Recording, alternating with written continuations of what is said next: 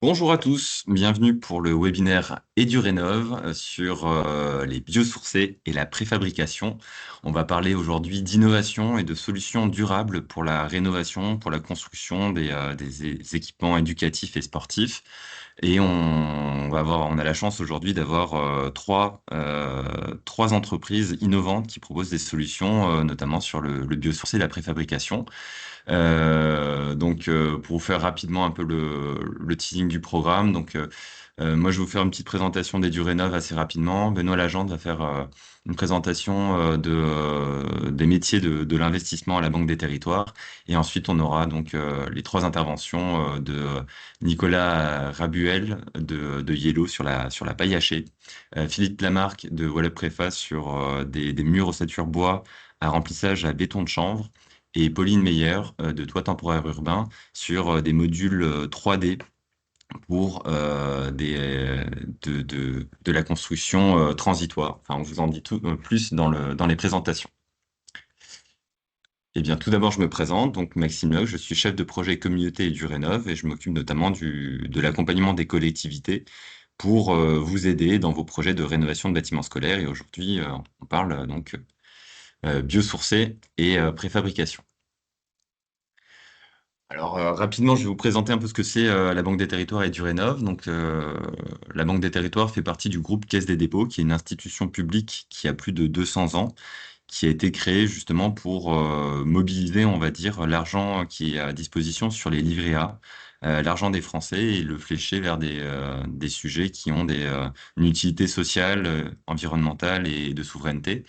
Et la Banque des Territoires a décidé de créer des programmes d'accompagnement spécifiques pour soutenir des sujets en particulier, notamment les programmes Action Cœur de Ville, Petite Ville pour demain, Aquagir, Avenir Montagne et EduRénov. Donc EduRénov, c'est un programme qui existe depuis 3 ans et qui a un seul objectif, c'est d'aider les collectivités à rénover les bâtiments scolaires et maintenant sportifs.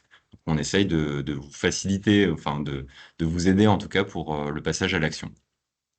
Concrètement, pourquoi on travaille là-dessus? En France, il y a environ 60 000 bâtiments scolaires, 50 000 bâtiments sportifs intérieurs, et une très grande partie de ces bâtiments ont besoin d'être rénovés. Voilà, on essaye de vous aider en tant que collectivité à trouver des moyens de rénover ces bâtiments. Il y a un enjeu de massification, donc vraiment de faire beaucoup de rénovations dans un moment où le prix de l'énergie est cher et où le bâtiment est parfois dégradé. Donc, on a vraiment à cœur de vous aider là-dessus. On voit aussi que le prix d'une rénovation, c'est entre 1000 et 3000 euros du mètre carré. Donc, il y a vraiment, ça peut représenter un coût important. Et souvent, dans les collectivités, tout dépend de la taille, mais il peut y avoir un manque de ressources humaines pour pouvoir piloter des projets, structurer des projets et avancer concrètement sur la rénovation. Donc, EduRénov, c'est vraiment un programme qui a pour objectif de vous aider à massifier la rénovation, à trouver des financements et à trouver de l'ingénierie aussi pour avancer sur un projet. Voilà, donc la Banque des Territoires met à moyen on a des objectifs et des moyens. Donc l'objectif, c'est d'accompagner 15 000 projets. Donc ça, c'est un peu l'objectif politique de EduRénov. Donc accompagner 15 000 projets qui visent au moins 40% d'économie d'énergie ou qui sont des projets d'adaptation au changement climatique. Et pour ça, on a des moyens financiers. Donc on a 2,5 milliards d'euros qui sont fléchés pour faire des prêts. Donc on peut pas faire de subventions directement, mais on peut faire des prêts à taux assez intéressants sur des longues durées. Et on peut financer aussi sur des fonds propres là des missions d'ingénierie. Donc on peut vous payer des études, un audit énergétique, un audit fonctionnel, un diagnostic financier pour vous aider à structurer un projet et à débloquer des situations pour que concrètement ça puisse fonctionner.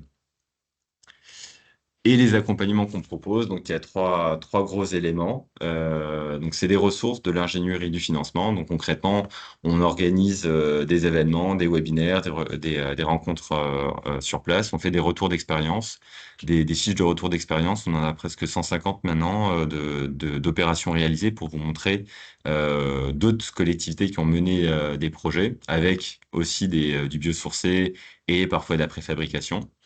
On finance de l'ingénierie, donc concrètement, c'est des missions d'ingénierie, ce qu'on appelle des accords cadres à marche à bon de commande. Donc on a recruté des bureaux d'études et quand on identifie un besoin d'une collectivité qui veut rénover un bâtiment mais qui a besoin voilà, d'avoir une étude qui permet d'avancer, on passe un bon de commande à un bureau d'études qu'on a déjà recruté, on le paye en entièreté et on demande d'intervenir chez vous pour faire une étude.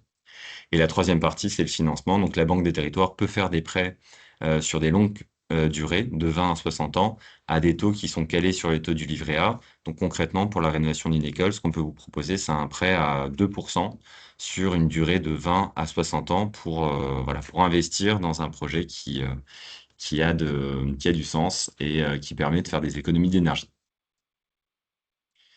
Sur l'innovation, et je terminerai sur cette diapo avant de passer la main à Benoît.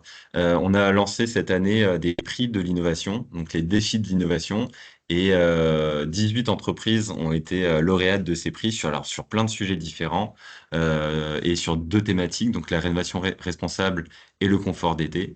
Et donc c'est des entreprises qui apportent vraiment des solutions concrètes pour la rénovation des bâtiments scolaires dont Wallop Prefa qui va être présenté aujourd'hui, qui va présenter aujourd'hui sa solution.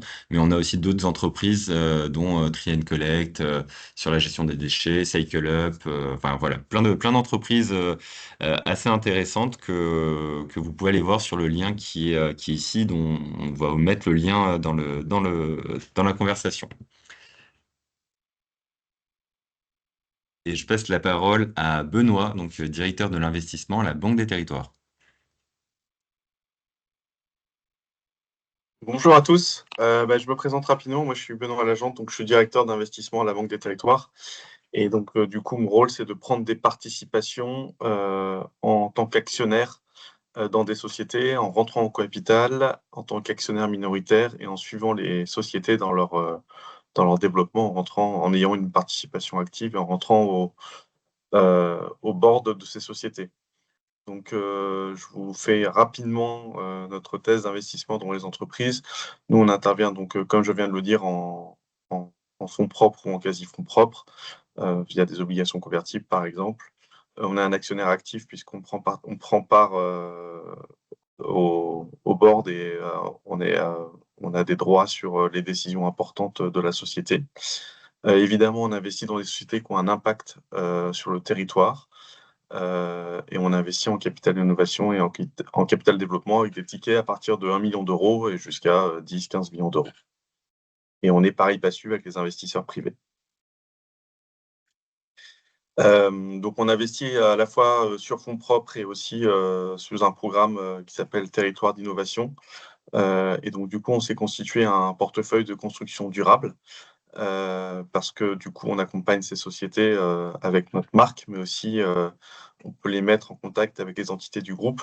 Comme le disait Maxime, notamment dans la construction, on détient CDC Habitat qui détient des logements sociaux, on est les premiers financeurs des collectivités et des bailleurs sociaux. Et donc du coup, on peut aussi, l'objectif c'est de financer des solutions qui ont vocation à favoriser la transition écologique. Et notamment, on sait que le bâtiment est, euh, est un grand. Il y a des enjeux sur le carbone, à la fois sur la construction et sur l'utilisation des bâtiments. Et donc, si vous regardez, donc aujourd'hui, on a plus de 51 investissements dans notre portefeuille, dans des secteurs variés. Et si vous regardez sur la droite, du coup, on est dans l'aménagement et la construction, on est actionnaire à la fois de sociétés qui sont spécialisés dans la gestion des déchets et aussi qui sont spécialisés dans les biosourcés. C'est des sociétés donc, qui présentent des solutions qu'on a sélectionnées et qui nous semblent très intéressantes, du coup qu'on va vous présenter ce matin. Donc notamment TH Technologie Habitat qui fait des modulaires 3D et surtout Wallop Prefa qui fait du béton de chanvre et Yellow qui promet la paille hachée, mais vous allez en entendre parler dans quelques instants. Un petit quiz pour se réveiller parce que c'est vendredi matin. Voilà, donc pour répondre au seuil de la 2025 de la RO 2020, est-ce qu'on doit nécessairement intégrer les matériaux biosourcés dans les opérations de construction? Et en effet, la réponse est non, mais par contre, ça y contribue largement parce que les produits biosourcés peuvent permettre de réduire l'empreinte carbone de la construction.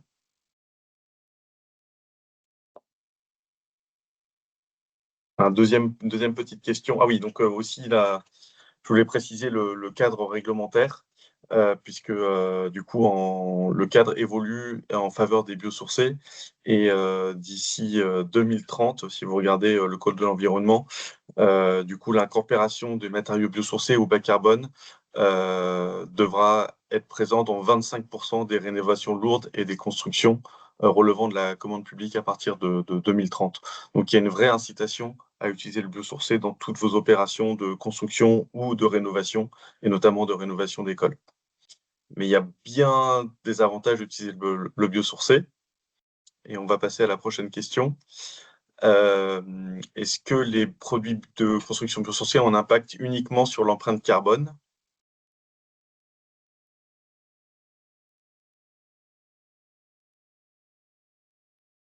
Et en effet, je vois que vous êtes beaucoup à répondre au quiz. En effet, ils ont évidemment un impact sur l'impact carbone, mais pas seulement. Ils participent beaucoup à l'amélioration des bâtiments grâce à l'isolation phonique, grâce à l'isolation thermique. Et donc, du coup, grâce au confort, à la fois sur le confort d'été et sur le confort d'hiver, mais aussi ils permettent de développer l'économie locale et permettent d'éviter de prélever des ressources naturelles, comme le sable, par exemple, qui est limité et qui détruit nos rivières pour faire le béton. Euh, et il permet aussi de rémunérer les agriculteurs, et on va le voir dans la présentation des sociétés qui suivent. Voilà, je vous ai mis une petite slide aussi pour dire que du coup, on participe activement au développement de la filière biosourcée, et on a notamment mené une étude avec l'USH, et on vous mettra le lien sur lequel vous pourrez récupérer cette étude. Merci beaucoup Benoît pour cette présentation et ce quiz qui permet de se réveiller un petit peu ce matin et aussi pour le respect du timing qui est parfait. On va passer maintenant au cœur de la présentation. Donc les trois entreprises qui proposent des solutions concrètes. Donc on enchaîne avec dans l'ordre Yellow qui propose des isolants écologiques en paille hachée. Wallup Prefa qui conçoit des murs et modules préfabriqués avec un remplissage en béton de chanvre. Et Toit Temporaire Urbain qui conçoit, il propose des bâtiments durables et déplaçables sur des fonciers temporaires vacants. Donc voilà, on parle biosourcé, préfabrication pour la rénovation, pour la construction. Donc on commence tout de suite avec Nicolas Rabuel, qui est directeur général chez Yellow. Eh bien, bonjour à toutes et à tous.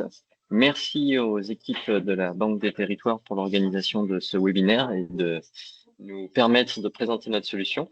Donc, je vais vous présenter l'offre de Yellow, donc qui est une coopérative. Donc, je te dis quand passer les diapos, Maxime, c'est bon Oui, pour toi? super. Ouais. Voilà. La plus. OK. Allez, donc aujourd'hui, donc nous, ce qu'on présente, c'est d'utiliser de la paille pour en faire un isolant qui s'insuffle pour protéger aussi bien du chaud que du froid. Jusque-là, tout va bien. On va passer à la diapo suivante. Donc, la paille, on parle de la paille de blé. Je rappelle donc que dans ce cadre-là, c'est un coproduit de l'agriculture. Ça veut dire qu'on sème du blé pour récupérer du blé. Ce blé, il se multiplie dans un épi. Cet épi, il est porté par une tige. Cette tige, c'est la paille. Et donc, aujourd'hui, on valorise une ressource qui n'a pas toujours de débouché. Donc, on ne modifie pas de quoi que ce soit. C'est un service et un revenu complémentaire aux agriculteurs. Et donc, c'est bien une agro-ressource qui est renouvelable, qui pousse en un an. Ensuite, cette paille, donc on va la transformer pour en faire un isolant vrac, donc un isolant qui répond à un nombre de points que l'on peut atteindre d'un isolant. Tout d'abord, ça isole bien du froid, avec un coefficient d'isolation thermique, un lambda qui est bon et qui est certifié sous Acermi. On a aussi de bonnes performances lorsque on recherche du confort d'été. C'est un matériau qui est lourd, qui a une forte masse volumique, donc cela va jouer pour apporter du confort d'été. C'est un matériau qui est hygroscopique, comme beaucoup d'autres biosourcés, et donc il va réguler l'humidité dans le bâtiment. Il va stabiliser les paramètres de confort.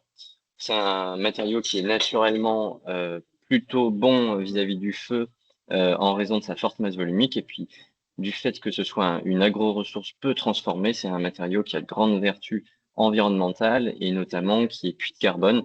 Hein, comme le petit quiz vous le montrait en intro, ça devient de plus en plus important de stocker du carbone dans les murs. Et donc, c'est un matériau qui permet de faire cela bien. Pour finir sur cette diapo, la paille est abondante en France. On produit beaucoup de blé, donc il y a beaucoup de paille qui est un coproduit de cette culture. Et donc, la ressource n'est pas un problème pour le bâtiment.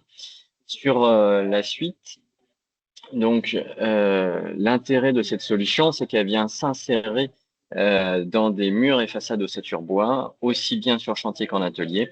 Donc, c'est polyvalent, on utilise les machines du marché, on a une petite formation pour vraiment garantir la qualité de la mise en œuvre et la bonne exécution des opérateurs.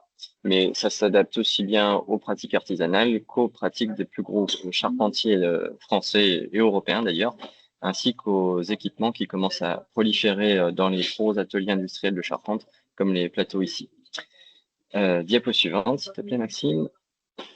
Donc, cette solution technique permet d'isoler des bâtiments publics, donc des bâtiments d'enseignement, comme on voit ici, de rénovation de restaurants universitaires ou des bureaux.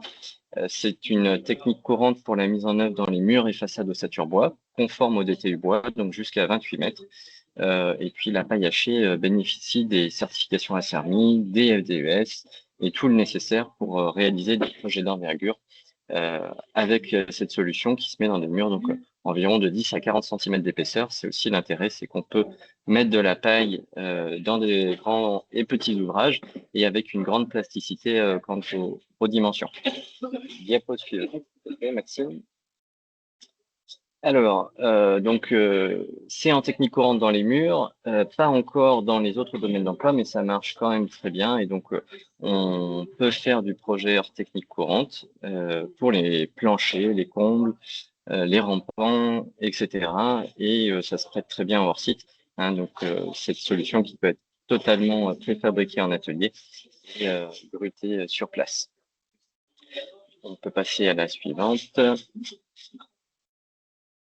Donc, Yellow est une coopérative qui fédère l'ensemble des acteurs de la chaîne de valeur.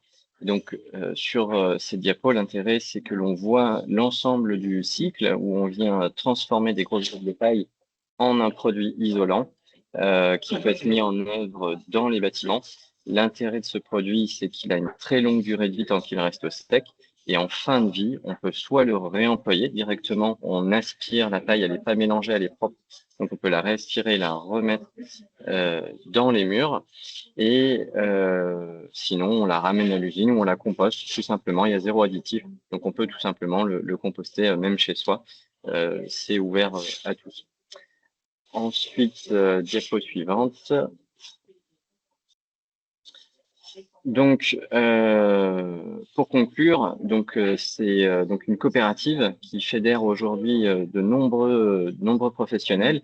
On est plus de 200 associés. On a formé plus de 300 entreprises de mise en œuvre et architectes, bureaux d'études, y compris quelques assureurs et contrôleurs techniques.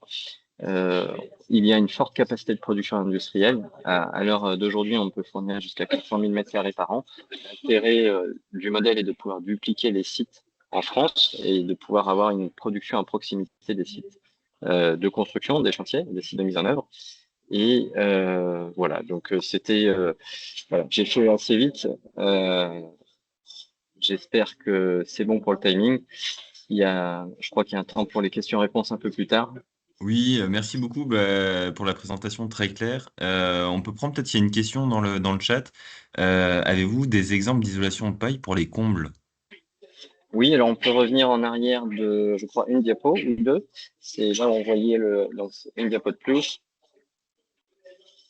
Voilà, le bâtiment à gauche, là, avec l'engin. En fait, c'est les ateliers de la Comédie Française en région parisienne. Et donc, les combles de ce projet ont été isolés en paille hachée. Les murs, c'est des bottes de paille. Et les combles sont isolés en paille hachée. Donc, la paille est lourde. Donc, ça apporte de l'inertie. C'est naturellement... alors, c'est pas ininflammable, mais ça a un bon classement au feu du fait de sa masse volumique. Cependant, ça se destine à des planchers de combles qui peuvent supporter le poids, hein, ce qu'on peut avoir 30-40 kg par mètre carré. Donc, on exclut les petits pavillons avec des placots. Mais par contre, des ouvrages plus importants, généralement, peuvent supporter ça. L'intérêt, c'est que c'est simple à mettre en œuvre, c'est rapide. Hein, on a les machines qui sont en bas, ça souffle dans les étages. Et c'est moins exigeant en termes de matériel également. C'est l'insufflation dans les murs pour comprimer la paille dans les murs, pour éviter le tassement qui va permettre, qui va nécessiter des machines puissantes. Dans les combles, on n'a pas ce problème-là. Et précision, donc moi je suis désolé, je vais pas pouvoir rester beaucoup plus longtemps, mais j'ai mon collègue Stéphane qui doit être connecté. Et s'il y a des questions plus tard, il pourra tout à fait y répondre dans la suite du webinaire. Merci beaucoup pour la présentation. Honnêtement, c'était très clair. Ça donne envie de mettre de la paille. On va continuer la présentation et comme dit, donc on prend un temps à la fin pour des questions-réponses. Donc si vous avez des questions, vous pouvez les poser dans le chat et de toute façon, on prendra un temps, si vous voulez aussi, pour ouvrir les micros à la fin et poser des questions aux collègues de Nicolas ou aux autres intervenants qui vont arriver maintenant. Merci beaucoup pour cette présentation et on va passer maintenant à la suite à Philippe Lamarque, qui est président de Wallop Préfa.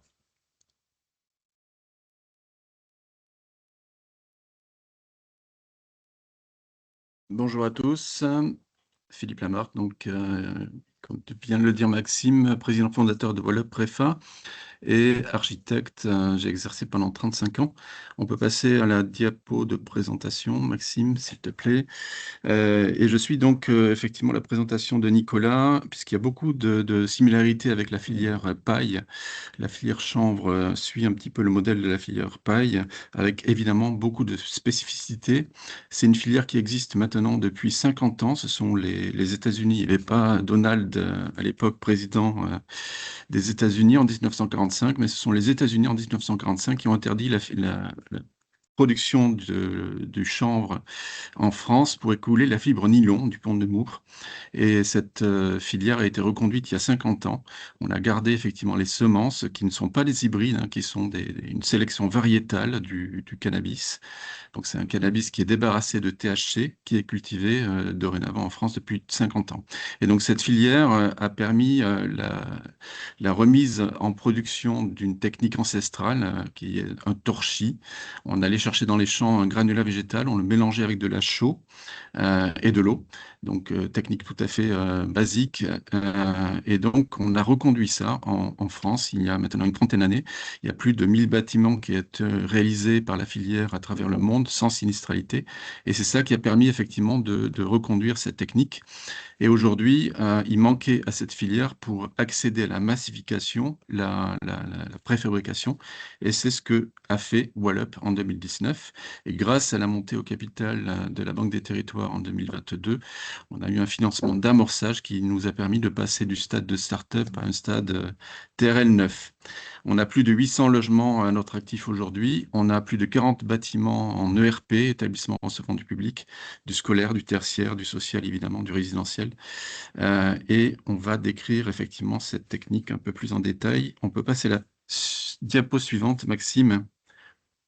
Voilà, donc c'est une technique qui permet, un peu comme la filière paille, d'aller du champ au chantier, avec une spécificité, c'est que cette filière chanvre ne nécessite absolument pas d'intrants, de pesticides, de phytosanitaires dans le champ. On plante les grains en avril, on récolte la plante fin août, début septembre. Entre ces deux périodes, il n'y a pas d'intervention de l'agriculteur dans le champ. Il ne met aucun produit chimique dans le champ, ce qui fait que toutes les agences de l'eau du territoire national incitent les agriculteurs à planter une fois l'an du chanvre dans leur champ. C'est ce qu'on appelle une tête d'assolement, c'est-à-dire c'est pas concurrent des cultures vivrières. D'ailleurs, le chanvre est une culture vivrière, hein, puisqu'on fait de la graine alimentaire animale et humaine avec du chanvre. Et derrière cette production de chanvre, généralement, d'ailleurs, on fait du blé, qui s'appelle du blé de chanvre, dès le mois de septembre, des blés d'hiver, qui a un rendement de 10% supplémentaire grâce à la plantation de chanvre en amont. Donc cette plante, on va la défibrer et on va garder pour le béton de chanvre le bois de la plante qui s'appelle la chènevotte. C'est un bois très léger qui a une particularité, c'est qu'il boit 4 fois son poids en eau sans se déformer. Eh bien, mélangé à de la chaux qui accepte l'eau, hein, c'est un matériau qui a besoin d'eau pour faire sa prise, la chaux, On va mélanger ces deux produits, on va la mettre dans une ossature bois, et c'est ça qui font les parois, les murs, les toitures, les cloisons de béton de chanvre préfabriqué qu'on va poser sur le chantier avec 2 opérateurs simplement et une grue sur le chantier. Donc une rapidité effectivement de mise en œuvre. On peut passer la diapo suivante. Voilà, donc cette plante, on la défibre, hein, on récolte, on capte la totalité de la valeur de la plante, que ce soit la fibre, que ce soit la graine, que ce soit le bois de la plante. Et donc ce béton de chanvre a une particularité très intéressante, c'est qu'il résiste au moins 4 heures au feu, sans consommation du bois que vous voyez sur la diapo à droite, sans consommation du bois à l'intérieur. Donc ça, c'est une particularité exceptionnelle. Je vous rappelle que en début d'année de cette année, il y a une doctrine pompier Île-de-France qui s'est généralisée à l'ensemble du territoire national, qui impose le fait que le bois ne peut plus être apparent dans les bâtiments, que ce soit résidentiel ou RP, il faut forcément le doubler avec des plaques de plâtre. Eh bien, vous avez une solution biosourcée qui s'appelle le béton de chanvre, qui permet effectivement d'avoir cette résistance au feu. L'autre intérêt majeur et spécificité de ce matériau, c'est que du fait de la présence de la chaux, vous avez un pH de l'ensemble de ce couple chanvre-chaux-bois qui fait qu'il n'y a pas de développement fongique dans ce matériau. Donc, même si vous avez une infiltration d'eau à l'intérieur du bâtiment intérieur de la paroi, il n'y aura pas de développement de champignons sur le bois. Donc, une protection de l'ossature bois qui est considérable. On peut passer à l'autre diapo. Donc, c'est une technique qui est comme la technique paille. D'ailleurs, on est tout à fait synchrone avec la technique paille, hein, qui est technique dite courante. Il n'y a pas besoin d'un avis technique expérimental pour réaliser du béton de chanvre. C'est extrêmement rapide, hein, cette facture préfabriquée permet effectivement de rentabiliser les temps de chantier, y compris en site occupé. C'est moins impactant en site occupé, cette réalisation. Et puis, vous avez un rapport officiel du CEREMA, donc le Bureau d'études de l'État, de mai 2020, qui est toujours sur le site du CEREMA, qui prouve qu'un bâtiment bien isolé, RE 2020, un bâtiment bien isolé avec du béton chanvre, vous avez une économie de chauffage de 75%. Le dernier bâtiment que j'ai pu réaliser en tant qu'architecte, c'était pendant le Covid. Il a été inauguré par la ministre du Logement de l'époque, Madame Vargon. On a fait témoigner les occupants à l'époque et de nouveau lors du passage d'une délégation canadienne récemment. Eh bien, en 5 ans, les occupants n'ont jamais allumé de chauffage. Voilà, donc c'est ça l'intérêt de ces matériaux biosourcés. Et puis, au-delà de la résistance à l'isolation d'hiver, évidemment, il y a une résistance à la chaleur d'été qui fait qu'on n'a pas besoin de climatisation avec ces matériaux. L'empreinte carbone, elle est évidente. Et comme la paille, ces matériaux sont entièrement compostables en fin de vie. Voilà, vous pouvez toujours, on chaude toujours les champs, hein, d'ailleurs aujourd'hui, les champs qui sont acides, on met toujours de la chaux. Vous déposez ce matériau. Ça a été encadré par le CSTB, hein, dans le cadre d'un éco-scale, le matériau est entièrement compostable en fin de vie. Et puis donc, matériau qui est résistant aussi au sismique, on peut construire sur la totalité du territoire national aujourd'hui. C'est un matériau semi-plastique, hein, ça s'appelle béton, mais pourtant c'est un matériau semi-plastique, c'est une densité très inférieure au béton. Le béton, c'est 2 tonnes au mètre cube, là c'est 350 kilos. Et donc c'est un matériau semi-plastique qui résiste tout à fait au sismique. On peut passer à la diapo dernière, puisque je vois que le temps... Voilà. Donc, ce système constructif, ce ne sont pas que des parois mûres. On peut réaliser évidemment des toitures. On en réalise beaucoup aujourd'hui en Espagne, puisque l'Espagne a un problème de chaleur et ce matériau, donc, comme je le disais, résiste à l'absence de climatisation. On peut faire des cloisons. Le plus grand lycée d'Île-de-France, c'est le lycée de Coulommiers. On réalise en ce moment les cloisons séparatives des couloirs et des salles de classe avec ce type de matériaux et du mob classique traditionnel en remplissage laine de chanvre. On peut passer à la diapo suivante. Donc, quelques références.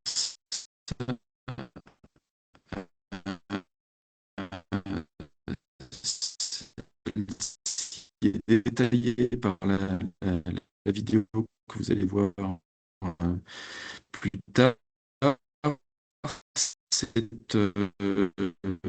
Je pense que c'est la vidéo, Maxime, il me semble. Eh qui bien, suit. effectivement, on a réalisé une petite Voilà. vidéo sur le projet de Trilport et on va regarder 2 minutes d'un extrait de vidéo, et notamment la parole de l'élu qui a fait réaliser ce projet.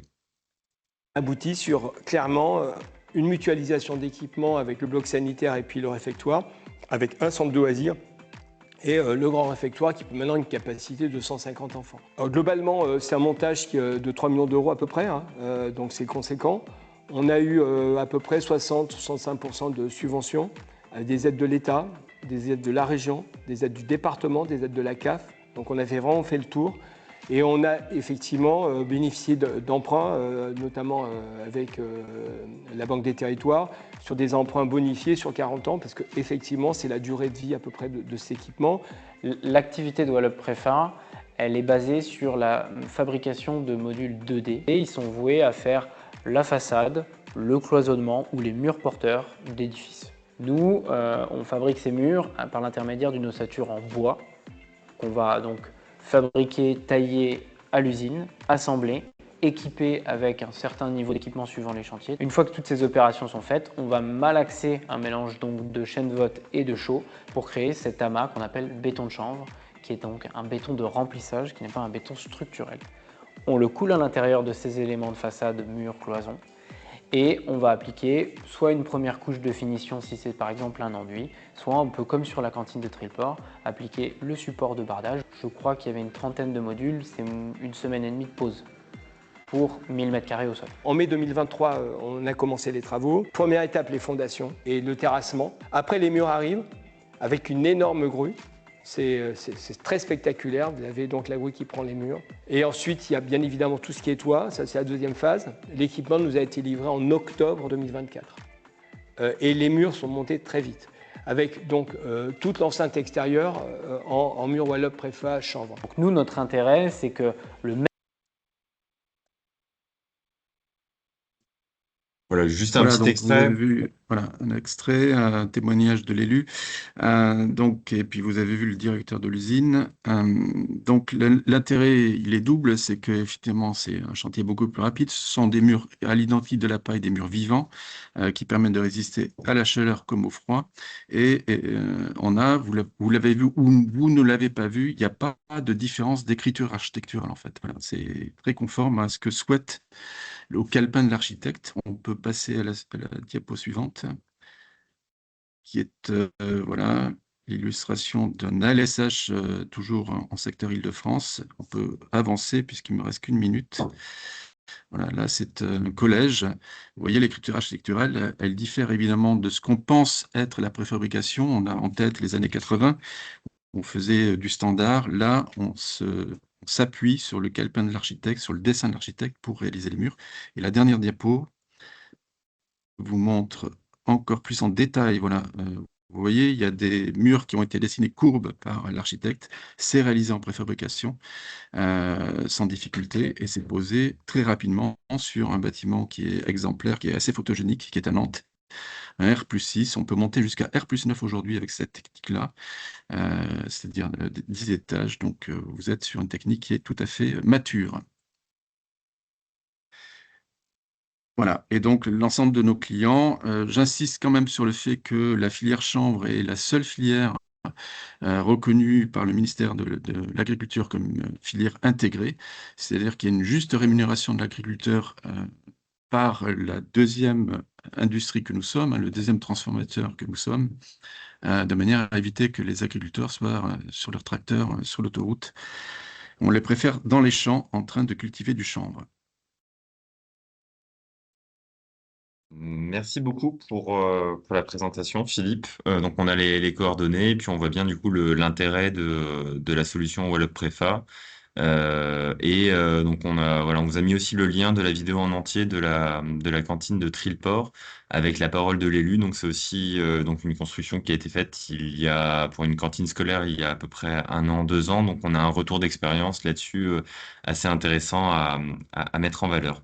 Il y a une question qui a été posée, après on passera à la prochaine présentation, mais est-ce qu'il y a un exemple de construction de gymnase qui a déjà été réalisé? Oui, on a déjà construit des gymnases. On a construit un dojo qui vient d'être fini. On peut le faire visiter, qui est toujours en Île-de-France. Voilà, oui, oui, tout à fait. Ok. Bah, il y a eu 2 questions dans ce sens-là, donc s'il y a un lien avec des éléments, n'hésite pas à le mettre Oui, dans le oui, très chat bien. ou à me le donner, comme ça on pourra l'envoyer après le webinaire. Apparemment, ça intéresse bien. Oui, très bien. Merci beaucoup et on passe Merci à maintenant vous. à la suite de la présentation. Donc, on était là sur des modules préfabriqués en 2D. On va gagner une dimension supplémentaire avec des modules 3D, des modules pour de la construction avec toit temporaire urbain. Et je passe tout de suite la parole à Pauline Meyer, directrice du développement chez Toit temporaire urbain. Merci, bonjour à tous. Alors, je me rends compte que ça ne se voit pas forcément sur la photo de notre première slide de diapo, mais effectivement, c'est bien du 3D. Donc, nous, c'est une solution. Alors, moi, je ne vois pas le diapo. Ouais, non, voilà, ok. Donc, c'est une solution constructive 3D modulaire bois qui a été développée. Si tu peux passer la slide d'après. Pour du coup venir occuper des fonciers temporairement vacants. Donc la durée moyenne, c'est autour de 5 ans. Et en fait, on est une solution donc constructive modulaire bois qui est semi-industrielle au sens où on a un catalogue, on a développé un catalogue de modules qui permet un peu d'industrialiser et d'optimiser les calendriers de construction. Mais on a aussi la possibilité, grâce au catalogue, de répondre vraiment spécifiquement aux besoins de chaque opération. Et on va travailler avec des maîtrises d'œuvre sur le dessin des plans, etc. Donc, ce n'est pas un module égale une pièce, c'est vraiment l'assemblage des modules qui permet de créer des plans. Donc, notre solution constructive, on l'a développée dans le cadre d'un partenariat d'innovation. On a fait 1 an et demi de recherche et développement, justement pour réussir à avoir à la fois quelque chose de qualitatif d'un point de vue environnemental, d'un point de vue qualité d'usage, et aussi sur l'aspect, on a vraiment mis l'accent sur l'aspect déplaçabilité, ce que je vous expliquerai par la suite, mais c'est un enjeu important pour nous puisqu'en fait, on est à la différence de beaucoup de constructeurs de modulaire bois, on est plutôt une foncière en fait qu'un constructeur et on reste propriétaire des modules. Mais je développerai ça plus tard. Donc du coup, on a notre solution qui finalement est une solution durable et sobre, puisqu'on va, du coup, comme je disais, réemployer la quasi-totalité des modules sur des opérations par la suite. C'est des modules qui sont RE 2028, voire RE 2031, en fonction des zones climatiques, donc avec une durée de vie de 50 ans. Les fondations qu'on utilise, c'est des pieux vissés. Donc, ça permet voilà, de s'inscrire vraiment dans la logique de sobriété foncière, déjà qui est inhérente à l'urbanisme transitoire, mais plus particulièrement puisque nous, les technopieux vont pouvoir être retirés facilement. C'est des fondations peu invasives, on ne coule pas de dalles de béton, on ne vient pas étouffer les sols. Voilà. Donc ensuite, qualité d'usage, de par la RE 2028, on a un certain confort d'été, une qualité de nos modules. On a aussi fait un travail sur l'acoustique. Voilà, donc il y a le confort thermique, le confort acoustique. La RE20 2028 est atteinte principalement parce qu'on est sur des matériaux biosourcés, donc principalement du bois, de la laine de bois, il y a aussi du métis. Et on a aussi un système de pompe à chaleur pour la production d'eau chaude et de chaleur. Voilà, et donc avec ce système, on va pouvoir aller, comme je disais, maximiser les dents creuses, les friches qui sont temporaires qui sont temporairement vacantes. Et on va pouvoir aussi, on procède beaucoup par des permis précaires qui vont pouvoir parfois nous permettre de déroger à certaines réglementations qui ne sont pas vraiment compatibles avec justement le côté temporaire des opérations. Donc, si on passe à la diapo suivante, on voit que on est, contrairement à certaines idées reçues, le modulaire 3D, c'est pas des calendriers qui sont vraiment complètement compressés. On dépose on dépose des permis, donc on travaille aussi avec des maîtrises d'œuvre. Donc le temps de la conception et de l'instruction du permis, il n'est pas compressé. C'est plutôt sur la phase du coup chantier où on va pouvoir gagner du temps puisque effectivement la fabrication des modules et du bâtiment en usine qui va pouvoir être lancée en parallèle des travaux de VRD et d'aménagement sur site. Donc au total, là, ce qu'on vous met, c'est que si on a un terrain, il faut prévoir à peu près 1 an pour développer une opération d'à peu près 1700 mètres carrés. Donc on est quand même sur des calendriers resserrés, mais voilà, c'est pas des fois il y a des collectivités qui nous demandent des choses pour dans 6 mois, c'est pas forcément possible.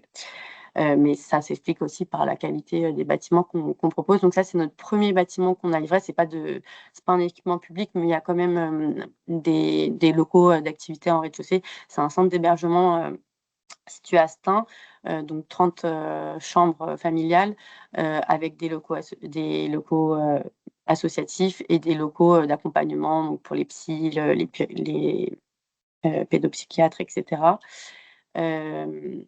Si tu peux passer la slide suivante, je vais passer rapidement. C'est juste pour vous donner un peu voilà, un aperçu de ce que ça donne en projet. On peut monter jusqu'au R+2. On peut voilà, jouer sur les façades. Là, on est sur du bois, mais on peut aussi mettre quelque chose de plus minéral comme les chitones.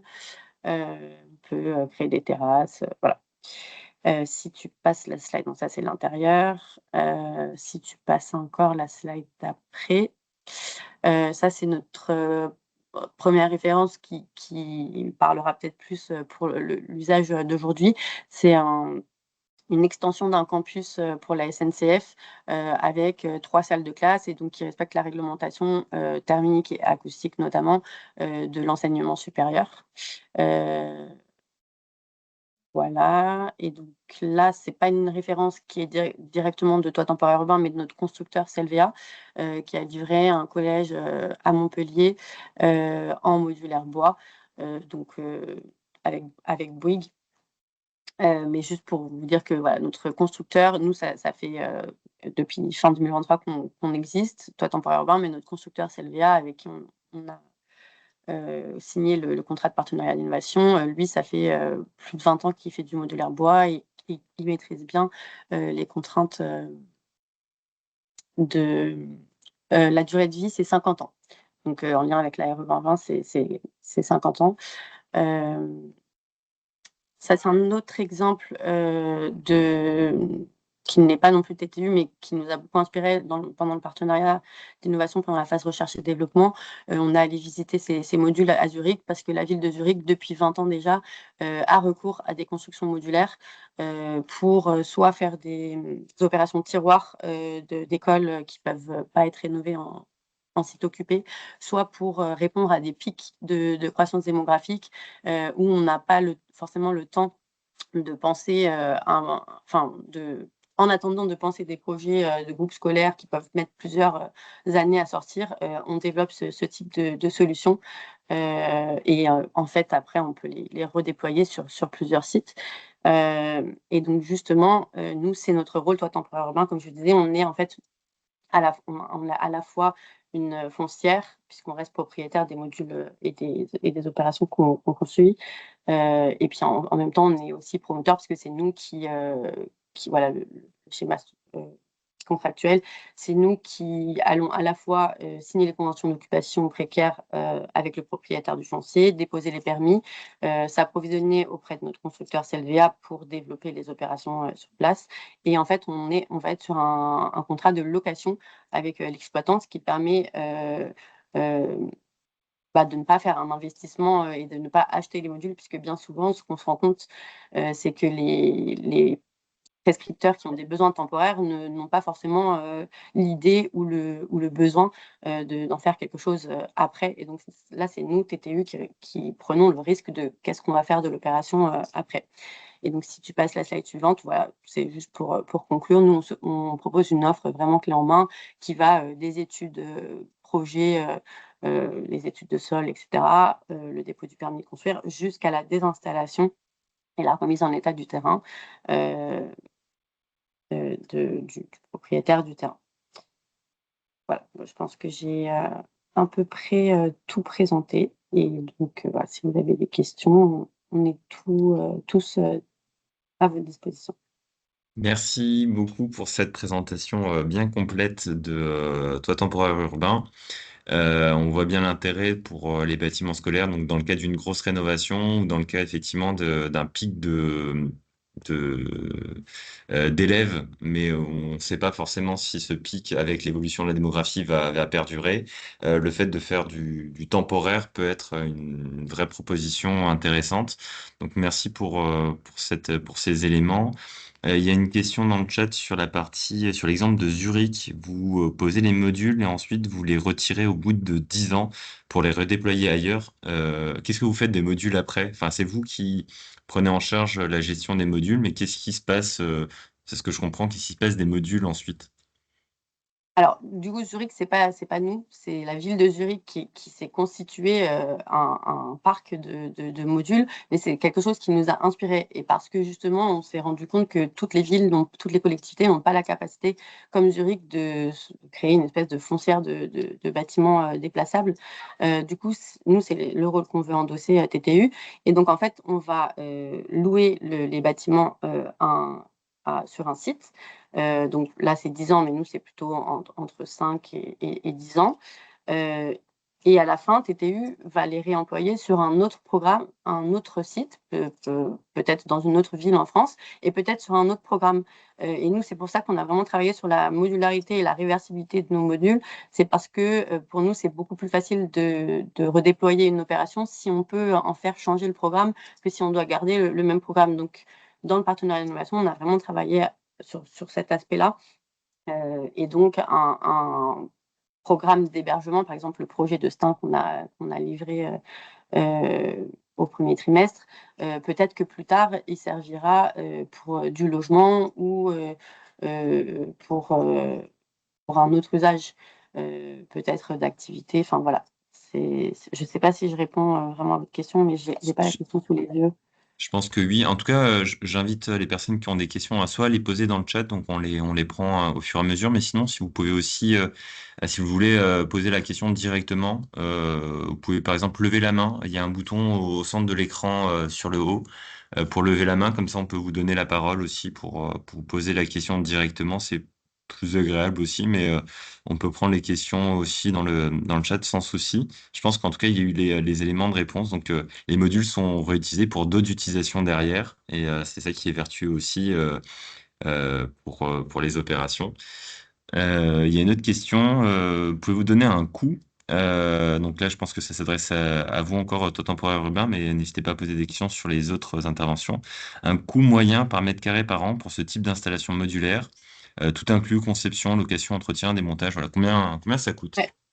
Alors, du coup, on a des coûts qui sont différenciés en fonction des usages, mais globalement, on a un modèle où il y a des frais d'installation et de démontage, donc des frais qu'on appelle frais d'opération, qui correspondent à peu près à 20% du coût global de l'opération, et qui vont venir couvrir en fait les frais spécifiques que nous, Toit temporaire urbain, on ne va pas pouvoir déplacer et amortir sur plusieurs cycles. Donc ça va être tout ce qui est aménagement, études, etc.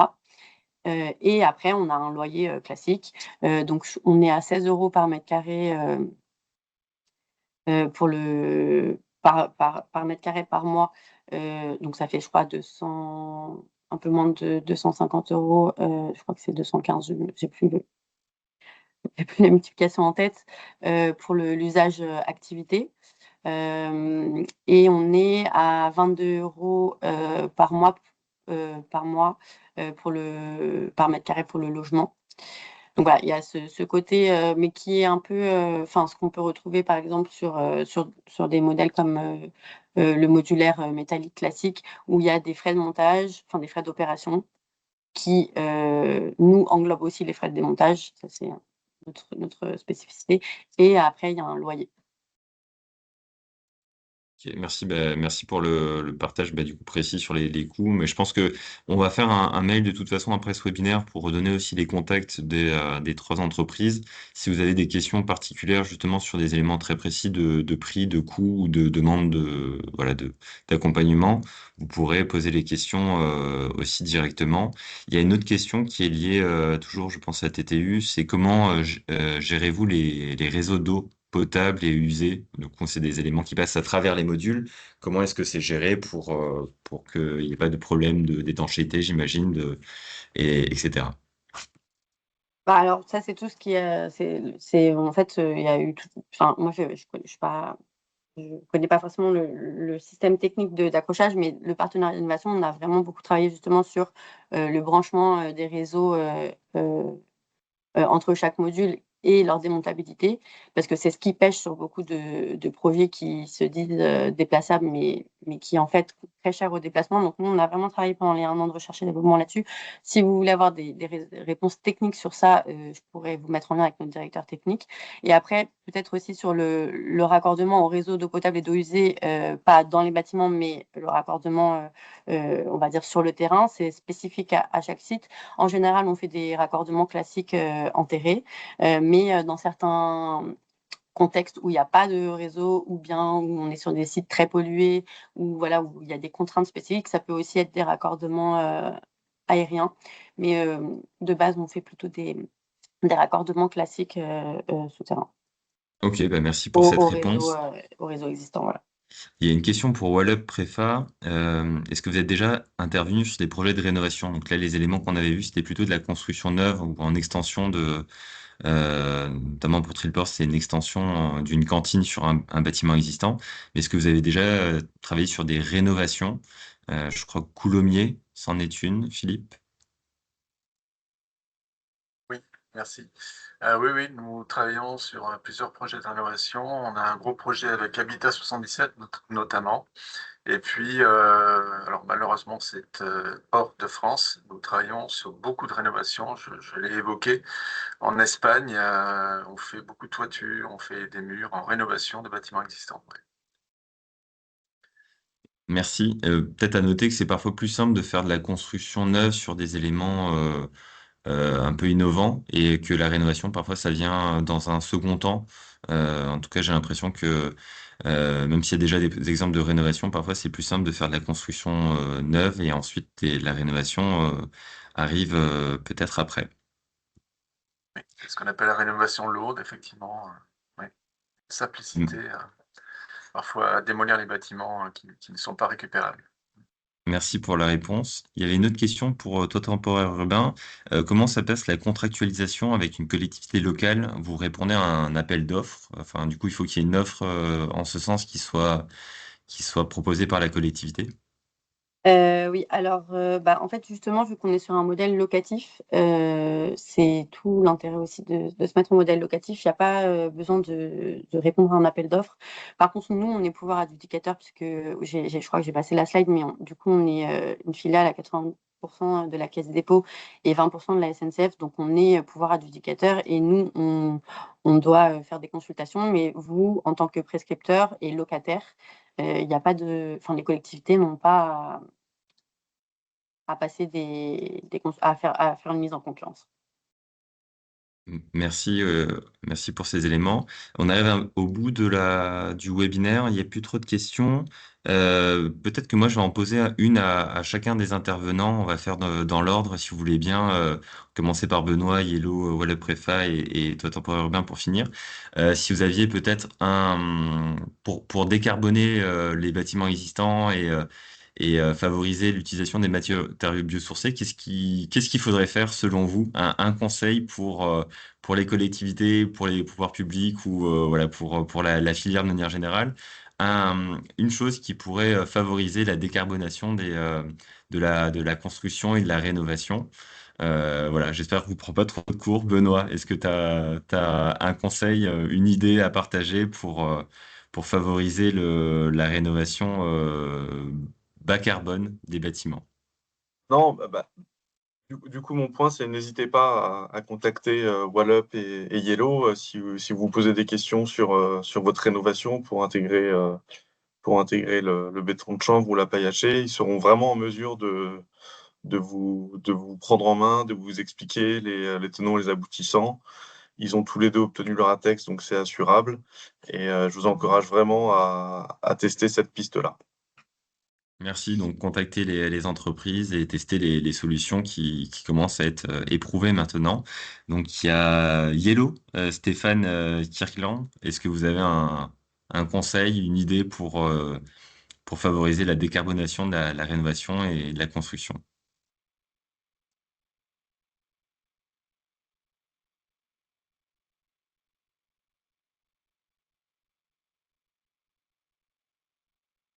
Je pense que le micro ne fonctionne pas, Stéphane. Sinon, vous pouvez écrire la réponse. Mais j'ai vu il y a un commentaire, changement nécessaire. Comme pour toute isolation, la laine de verre mouillée ne marche pas non plus. Mais changement de mur significativement plus facile en paille. Donc voilà, la paille, forcément,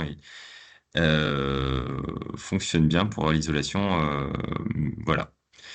Peut-être, si jamais le micro fonctionne, l'activer, mais sinon, Philippe Lamarck pour, voilà, un conseil, une idée pour favoriser la décarbonation de la rénovation. Bien, les solutions sont sur étagère, comme on dit, hein, que ce soit Yellow ou Wallup, voilà, vous avez d'autres solutions qui existent.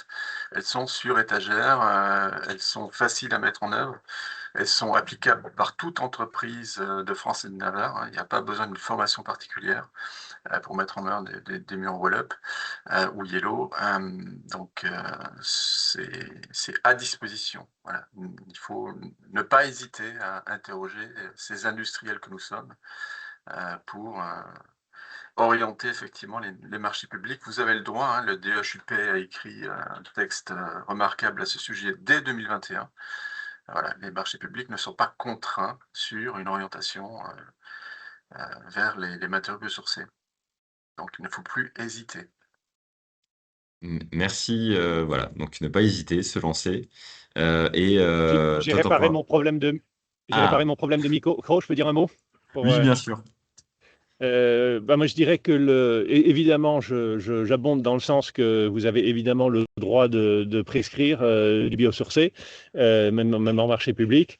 En réhabilitation, moi, je dirais que la paille, surtout la paille hachée, est vraiment particulièrement indiquée. On en fait énormément du fait c'est un mode de pose très versatile qui vient bien dans les espaces où les murs sont pas d'aplomb, plein de sujets de ce type. Donc, nous, on en fait énormément de réhabilitation en paille hachée. C'est un énorme enjeu, la réhabilitation thermique des bâtiments. Et donc, n'hésitez pas vraiment à aller sur le biosourcé là-dessus. Merci, biosourcé pour la rénovation et adapté aux bâtiments existants. Et toi, temporaire urbain, donc pareil, un mot pour accélérer, massifier la rénovation. Bah, je dirais que bah, oui, sur la rénovation, parce que nous, on n'intervient pas forcément, enfin, on ne va pas participer à la rénovation, on va plutôt permettre de fiabiliser les calendriers de réhabilitation, mais effectivement, préférer bien étudier à chaque fois quelles sont toutes les opportunités et préférer au maximum la réhabilitation à la construction neuve. Et puis étudier, enfin nous voilà, toi temporaire urbain, notre solution ne permet pas de répondre à tout. Il faut à toutes les situations et bien sûr la rénovation de l'existant ou même l'urbanisme transitoire dans l'existant sont des solutions qui peuvent être intéressantes pour éviter de construire du neuf qui potentiellement ne servira à rien dans quelques années et de venir artificialiser des sols, surtout dans la logique du ZAN qui est imposée aujourd'hui. Voilà. Ok, très intéressant. Enfin, réflexion globale, pensée transitoire, et puis penser des solutions de calendrier. Je pense que ça répond à une vraie problématique pour le bâtiment scolaire. Avant, j'ai deux, trois diapos de conclusion, mais moi, si je devais dire quelque chose, je dirais aussi, c'est l'art de la guerre, c'est souvent l'investissement, et la Banque des Territoires, on peut proposer des prêts pour faire des projets sur du long terme. Donc, on peut vous aider à financer vos opérations avec des prêts à taux intéressants. Et s'il y a un retour d'investissement, notamment sur la partie consommation d'énergie, ça peut être rentable. À un moment, on a un temps de retour sur investissement, donc ça nécessite de mettre de l'argent à un moment. Donc on est là aussi pour ça. Peut-être en conclusion, et pour vous inviter sur les prochains événements, donc on organise des webinaires environ toutes les 2-3 semaines. Là, les prochains qui sont prévus, c'est le 4 septembre, donc à la rentrée, on va parler de rénovation d'école et on fait une réflexion par typologie architecturale. Donc, on a identifié avec un cabinet d'architectes, Senzu, et un bureau d'études, Pouget Consultant, 10 typologies architecturales d'école. Et on va donner des préconisations de rénovation qui sont adaptées à chaque typologie, notamment les biosourcés pour le bâtiment ancien, par exemple, avec des bonnes gestions de l'humidité. Mais voilà, on vous présente ça le 4 septembre et ensuite le 18 septembre, on va parler de PPI climat, donc les plans pluriannuels d'investissement. Donc comment réaliser des plans d'investissement qui soient alignés avec des objectifs climat importants. Donc on vous donne des outils, des éléments et on organise ça avec i4C pour voilà, vous aider à prioriser vos investissements en lien avec les objectifs climatiques. Et sinon, une invitation pour venir se rencontrer. Donc, le 7 juillet, on organise un événement qui est notre événement annuel qu'on appelle le Campus Édurénov. On vous donne rendez-vous à Lille le 7 juillet pour une journée dédiée à la rénovation. Donc, on invite toutes les collectivités qui portent un projet, tous les partenaires, toutes les entreprises innovantes qui travaillent sur ces sujets-là à venir se rencontrer. On a des ateliers, des expositions, des temps de retour d'expérience, de l'échange pair à pair. Donc voilà, c'est vraiment le temps d'échange pour la rénovation des écoles. Donc n'hésitez pas à vous inscrire, c'est gratuit. Et voilà, on attend 200 personnes. Ça va être pour nous, c'est notre gros événement, donc n'hésitez pas à vous y inscrire. Sinon, dernière information, donc, on a aussi à la Banque des Territoires, donc voilà, une partie du rénov, l'investissement, mais il y a aussi des directions régionales qui sont présentes sur tous les territoires et qui sont pour les collectivités la porte d'entrée pour réfléchir à un projet. Il y a des personnes qui travaillent dans chaque région et qui peuvent venir vous voir sur place, avoir un rendez-vous avec vous, parler de vos projets, vous proposer des solutions de financement adaptées. Donc n'hésitez pas à contacter les personnes du terrain qui peuvent venir vous voir et vous proposer des solutions de financement concrètes. On a fini. Merci beaucoup à tous nos intervenants. Merci Benoît pour la co-organisation. Merci à Yellow, Wallop Préfa et Toit Temporaire Urbain pour vos présentations très claires. On fait un mail avec toutes les informations et avec la présentation et le lien des contacts de vous trois pour ces présentations. Merci beaucoup et bonne journée à tous. Au revoir. Merci, au revoir. Merci, au revoir.